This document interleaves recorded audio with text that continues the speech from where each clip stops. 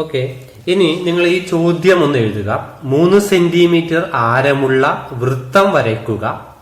വൃത്തത്തിൽ ഒരു വ്യാസം വരച്ച് അതിന്റെ അഗ്രബിന്ദുക്കളിലൂടെ വൃത്തത്തിന് തൊടുവരകൾ വരയ്ക്കുക. നമ്മൾ കഴിഞ്ഞ ക്ലാസ്സിൽ ഒരു വൃത്തത്തിലെ ഒരു ബിന്ദുവിൽ നിന്നും വൃത്തത്തിന് തൊടുവര വരയ്ക്കാൻ നമ്മൾ പഠിച്ചിട്ടുണ്ട് അല്ലെ. വൃത്തത്തിലെ ഒരു ബിന്ദുവിൽ നിന്നും വൃത്തത്തിലേക്ക് തൊടുവര വരയ്ക്കാൻ പഠിച്ചിട്ടുണ്ട്. ഇവിടെ നമ്മളോട് പറയുന്നത് 3 സെന്റിമീറ്റർ ആരമുള്ള വൃത്തം വരയ്ക്കുക എന്നാണ്. അപ്പൊ 3 സെന്റിമീറ്റർ ആരമുള്ള വൃത്തം വരയ്ക്കാം. വൃത്തം വരച്ചതിന് ശേഷം അതിന്റെ വ്യാസം, ഏതെങ്കിലും ഒരു വ്യാസം വരയ്ക്കുക.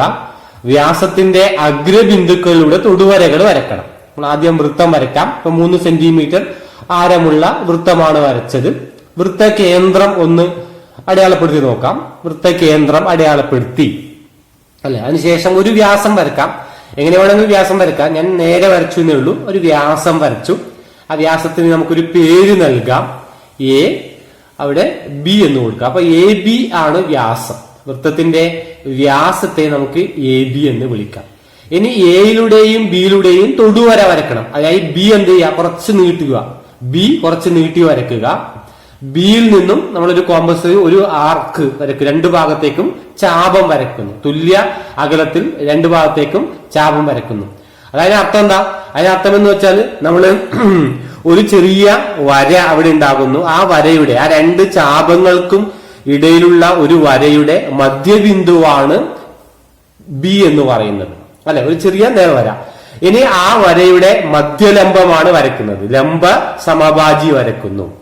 അവരെ ലംബ സമഭാജി വരയ്ക്കാൻ നമുക്കറിയാം. ഒരു വരയുടെ ലംബ സമഭാജി എങ്ങനെയാണ് വരയ്ക്കുന്നത് അറിയാലോ. അപ്പൊ ലംബ സമഭാജി വരയ്ക്കുന്നു. ഓക്കെ, ആ വരയുടെ ലംബ സമഭാജിയാണ് വരയ്ക്കുന്നത്. അപ്പോ ആ ചെറിയ വരയുടെ ലംബ സമഭാജി കിട്ടിക്കഴിഞ്ഞു. ആ ലംബ സമഭാജി നമുക്ക് യോജിപ്പിക്കാം. ചാപങ്ങൾ വരച്ച് 2 ഭാഗത്തും ചാപങ്ങൾ വരച്ചാണ് നമ്മൾ ലംബ സമഭാജി വരക്കുന്നത്. അപ്പൊ ഒന്നാമത്തെ ബിന്ദുവിലൂടെ നമുക്ക് എന്ത് കിട്ടി? തൊടുവര വരച്ചു. ഇതേപോലെ നമുക്ക് എ എന്ന ബിന്ദുവിലൂടെയും തൊടുവര വരക്കണം. അപ്പൊ എ കുറച്ച് നീട്ടി വരയ്ക്കുന്നു. എയിൽ കുത്തി നമ്മൾ ചാപം വരയ്ക്കുക. 2 ഭാഗത്തും തുല്യ അളവിലുള്ള ഒരു ചാപം വരയ്ക്കുക. അപ്പൊ നമുക്ക് എന്ത് കിട്ടും? ആ ചാപങ്ങൾക്കിടയിൽ ഒരു വരയുണ്ട്. ആ വരയുടെ മധ്യബിന്ദുവാണ് എ. ഇനി ആ വരയുടെ ലംബ സമഭാജി വരയ്ക്കുന്നു. ലംബ സമഭാജി വരയ്ക്കാൻ ആ വരയുടെ 2 അറ്റങ്ങളിൽ നിന്നും തുല്യ അകലത്തിൽ ചാപം വരയ്ക്കുകയാണ്. 2 ഭാഗങ്ങളിൽ നിന്നും ചാപം വരയ്ക്കുന്നു. ആ ചാപങ്ങൾ കൂട്ടിമുട്ടുന്ന ബിന്ദുക്കൾ എവിടെയായിരിക്കും? ലംബ സമഭാജിയിലായിരിക്കും. ആ ബിന്ദുക്കൾ തമ്മിൽ യോജിപ്പിച്ചാൽ നമുക്ക് എന്ത് കിട്ടും? ലംബ സമഭാജിയാണ് കിട്ടുക. ആ ബിന്ദുക്കൾ യോജിപ്പിക്കുമ്പോൾ നമുക്ക് എന്ത് കിട്ടും? ലംബ സമഭാജി കിട്ടുന്നു. ഓക്കെ, ഇപ്പൊ ഈ ചിത്രത്തിൽ നിങ്ങൾക്ക് 2 ലംബ സമഭാജികൾ കാണാൻ കഴിയും. ഞാനിവിടെ പച്ച നിറത്തിലാണ് വരച്ചിരിക്കുന്നത്. ഈ ലംബ സമഭാജികളുടെ അല്ലെങ്കിൽ ഈ ലംബ സമഭാജികളാണ് വൃത്തത്തിന്റെ തൊടുവരകളായി മാറുന്നത്. അപ്പൊ വൃത്തത്തിന് 2 തൊടുവരകൾ വരച്ചിട്ടുണ്ട്. ഈ തൊടുവരകൾ നമ്മൾ എവിടെയാണ് വരച്ചത്? വ്യാസത്തിന്റെ അഗ്രബിന്ദുക്കളിലാണ് ഈ തൊടുവരകൾ വരച്ചത്. ഈ തൊടുവരകൾക്ക് പ്രത്യേകത കാണുന്നുണ്ടോ? ഉണ്ട്. ഈ തൊടുവരകൾ എന്താണ്? ഈ തൊടുവരകൾ സമാന്തര വരകളാണെന്ന് കാണാൻ കഴിയുന്നു. എങ്ങനെയാണ് നമുക്ക് തെളിയിക്കുക? ഈ 2 വരകളും സമാന്തരങ്ങളാണെന്ന് തെളിയിക്കാൻ കഴിയും. ഒന്നാമത്തെ തൊടുവര എന്തിന് ലംബമാണ്? വ്യാസത്തിന് ലംബമാണ്. രണ്ടാമത്തെ തൊടുവരയോ അതും വ്യാസത്തിന് ലംബമാണ്. നമ്മൾ ഇങ്ങനെ പഠിച്ചിട്ടുണ്ട്. 2ഓ അതിലധികമോ വരകൾ ഒരേ വരക്ക് ലംബങ്ങളാണെങ്കിൽ അവ സമാന്തരങ്ങളായിരിക്കും. അതല്ലെങ്കിൽ നിങ്ങൾക്ക് ഇങ്ങനെ എടുക്കാം. കോൺ ബി സമം എന്താ? 90 ഡിഗ്രി. കോൺ എ സമം 90 ഡിഗ്രി. അപ്പോ 2 വരകളുടെ ഛേദകങ്ങൾക്കിടയിലുള്ള ഒരേ ഭാഗത്തെ കോണുകൾ 90ഉം 90ഉം 180 ആണ്. അവ അനുപൂരക കോണുകളായാൽ അവയെ നമുക്ക് എന്ത് വിളിക്കാം? സമാന്തര കോണുകൾ എന്ന്, സമാന്തര വരകൾ എന്ന് വിളിക്കാം. അപ്പൊ അങ്ങനെയാണ് ഇത് സമാന്തര വരകളാണ് തെളിയിക്കുന്നത്.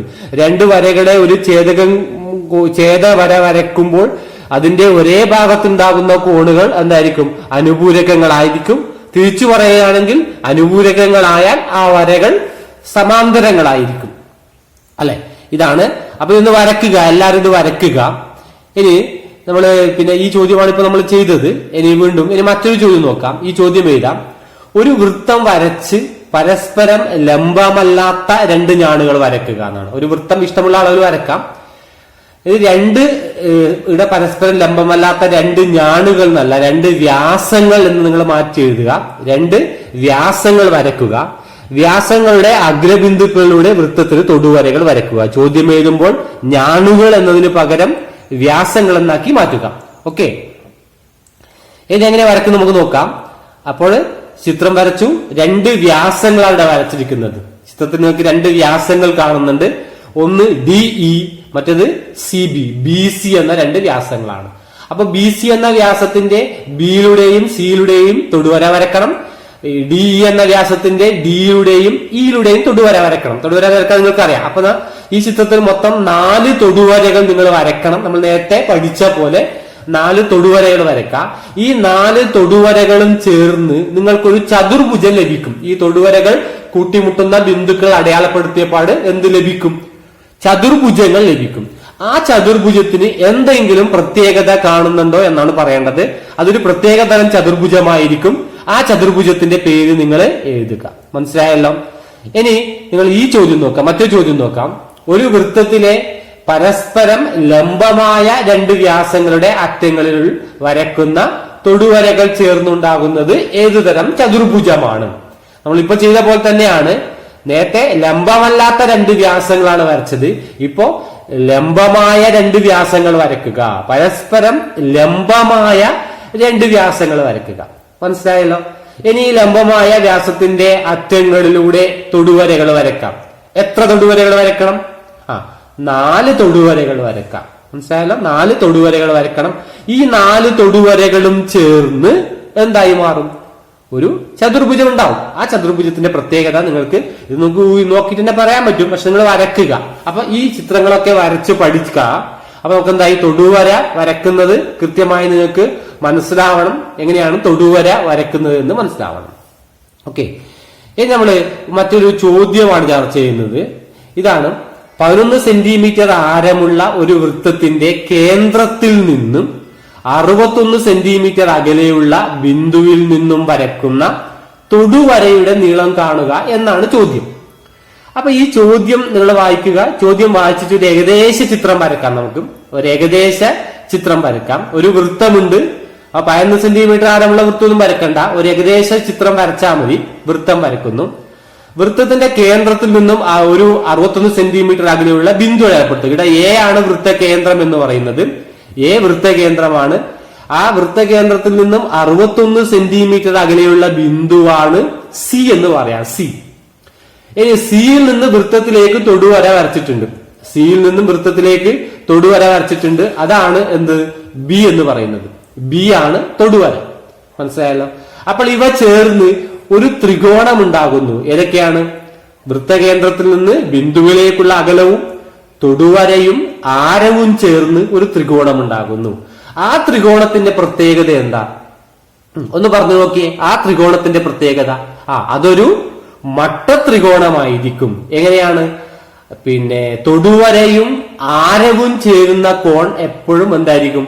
മട്ടകോണായിരിക്കും. തൊടുവര നമ്മൾ നേരത്തെ പഠിച്ചു. ഈ പാഠത്തിലെ ആദ്യത്തെ ആശയം അതായിരുന്നു. എന്താണ്? തൊടുവര എന്നത് വ്യാസത്തിന് ലംബമായിരിക്കും. വ്യാസം എന്ന് പറയുമ്പോൾ ആരം, അതായത് ആരവും അതിന്റെ അഗ്രബിന്ദുവിലൂടെ വരക്കുന്ന തൊടുവരയും പരസ്പരം ലംബമായിരിക്കും. അല്ലെ? ഇവിടെ BC ആണ് തൊടുവര, B ആണ് ആ തൊടുന്ന ബിന്ദു.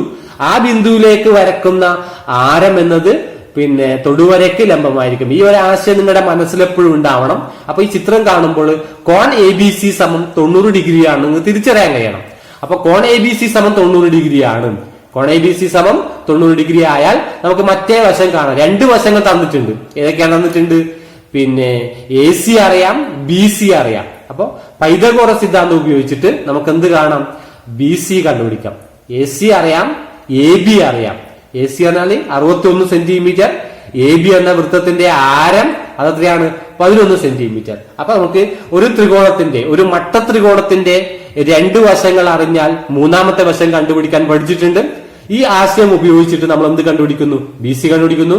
BC സമം √AC² - AB² എന്ന് കിട്ടും. അപ്പോൾ അത് ക്രിയ ചെയ്യാം. AC-യുടെ വില 61, AB 60. അപ്പൊ എന്തായി മാറി? സമം എന്തായി മാറും? 60 അല്ല, AB-യുടെ 11 വേണ്ടത്. ഇവിടെ 60 എന്ന് തെറ്റായി ഞാൻ എഴുതിയിട്ടുണ്ട്. നിങ്ങളത് 11 എന്നാക്കി മാറ്റുക. അപ്പോൾ AC സമം മനസ്സിലാക്കുക. 61² - 11² എന്നാണ് വേണ്ടത് കേട്ടാ. 11² എന്നാണ് വേണ്ടത്. അപ്പൊ അടുത്ത ഘട്ടത്തിൽ ശരിയായിട്ടുണ്ട്. 3721 - 121. അപ്പൊ എന്തായി മാറി 60 സെന്റിമീറ്റർ എന്ന് കിട്ടും. തൊടുവരയുടെ നീളം 60 സെന്റിമീറ്റർ എന്നായി മാറും ഇത് ക്രിയ ചെയ്യുമ്പോൾ. മനസ്സിലായല്ലോ? ഇനി നമ്മൾ ഇതേപോലെ മറ്റൊരു ചോദ്യം ശ്രദ്ധിക്കാം. ആ ചോദ്യത്തിൽ ഒരു മട്ടത്രികോണം തന്നിട്ടുണ്ട്. എങ്ങനെയാണ് മട്ടത്രികോണം? ആർ ക്യു എന്നത് തൊടുവരയാണ്. ആർ ക്യു എന്നത് തൊടുവര എന്ന് പറയുന്നുണ്ട്. ഇവിടെ ആർ ക്യുവിന്റെ നീളം തന്നിട്ടുണ്ട് 15 സെന്റിമീറ്റർ. ആർ ക്യു എന്ന് മാത്രമേ ഉള്ളൂ, ഐ ഇല്ല. ആർ ക്യു സമം 15 സെന്റിമീറ്റർ എന്ന് തന്നിട്ടുണ്ട്. കോൺ ആറിന്റെ അളവ് അറിയാം, 25 ഡിഗ്രി അറിയാം. ഇവിടെ നമുക്ക് കോൺ ക്യു അറിയാം. കോൺ ക്യു സമം 90 ഡിഗ്രിയാണ്. എങ്ങനെയാണ് കോൺ ക്യു 90 ഡിഗ്രി ആയത്? അത് ആരവും തൊടുവരയും പരസ്പരം ലംബങ്ങളാണ്. ആരവും തൊടുവരയും പരസ്പരം ലംബങ്ങളായിരിക്കും എന്ന ആശയം നമ്മളെ മനസ്സിലേക്ക് വന്നു. അപ്പൊ കോൺ ക്യു സമം 90 ഡിഗ്രി ആയി അല്ലെ? അപ്പൊ മട്ടത്രികോണത്തിന്റെ ഒരു കോൺ 90 ഡിഗ്രിയാണ്. മട്ടത്രികോൺ 90 ഡിഗ്രി ആയിരിക്കും. ഒരു കോൺ തന്നിട്ടുണ്ട്, ഒരു വശവും തന്നിട്ടുണ്ട്. അപ്പൊ നമുക്കിവിടെ എന്തുപയോഗിക്കാം? നേരത്തെ 2 വശങ്ങൾ അറിഞ്ഞത് കൊണ്ട് നമ്മൾ എന്തുപയോഗിച്ചു? പൈതഗോറസ് സിദ്ധാന്തം ഉപയോഗിച്ചു. ഇവിടെ ഒരു വശമാണ് അറിഞ്ഞത്. ഈ ഒരു വശം അറിഞ്ഞതുകൊണ്ട് നമുക്ക് എന്തുപയോഗിക്കാം? ഒരു വശവും ഒരു കോണും. ത്രികോണ വിധിയാണ് നമ്മൾ ഇവിടെ ഉപയോഗിക്കുന്നത്. ഇവിടെ 25 ഡിഗ്രി കോണിന്റെ എതിർവശമാണ് ആരം, സമീപവശമാണ് തൊടുവര. അപ്പൊ എതിർവശവും സമീപവശവും ടാൻ അളവാണ് ഉപയോഗിക്കുന്നത്.